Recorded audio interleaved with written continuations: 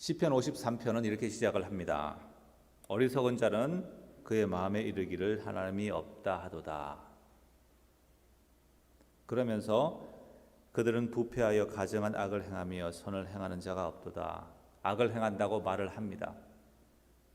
그리고 더 나아가서 그들은 사슬처럼 그들이 떡 먹듯이 내 백성을 먹으면서 하나님을 부르지 아니한다 이렇게 말합니다.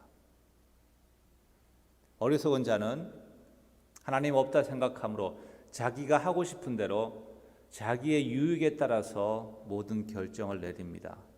그리고 악을 행하는 것을 넘어서서 선을 행하지 않는 것을 넘어서서 어떤 악을 행합니까?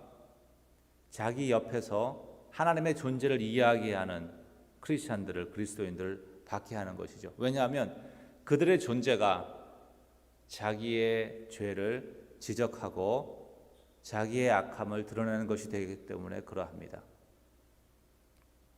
그러면 지각이 있는 자는 무엇입니까? 지각이 있는 자는 하나님이 있다고 하는 자를 넘어서는 것이죠.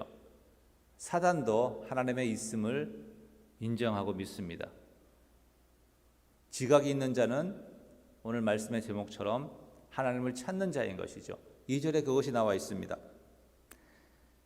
지각이 있는 자와 하나님을 찾는 자가 있는가 보려 하신즉 이렇게 말씀하고 있습니다. 히브리어 성경에서 흔히 이렇게 병치되는 두 가지 표현은 동일한 것을 말하고 있습니다. 하나님이 자기의 모양과 형상이라고 했을 때 같은 성질을 말하고 있죠. 형상을 모양이라도 말하고 있는 것입니다. 물론 이제 다른 의미가 좀 있긴 하지만 여기서도 지각이 있는 자와 하나님을 찾는 자는 동일한 의미를 가진다고 보시면 됩니다. 그러면서 그런 하나님을 찾는 자는 어떠한 일을 당하죠? 하나님이 없다고 생각하는 어리석은 자들에 의해서 박해를 당합니다. 4절에 나와 있죠. 내 백성을 먹으면서 그런 박해를 당합니다. 여기까지만 보면 세상에 하나님이 없다고 생각하는 무신론자들이 승리하는 것 같고 그들은 자기의 이익을 추구하기 때문에 잘 살게 되고 성공하는 것 같습니다. 그런데 5절에서 반전이 일어나죠.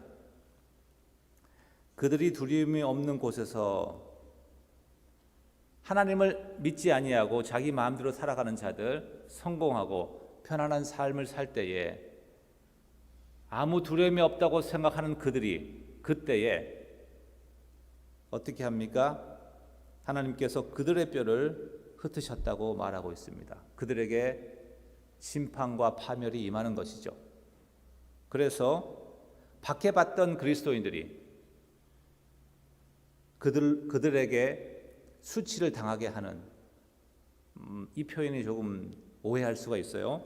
5절에 그들로 하여금 수치를 당하게 하였도다 이렇게 하면 오해가 없을 것 같습니다. 하나님께서 그리스도인들에게 완전한 승리를, 영광의 승리를 주신다는 그런 말씀이시죠.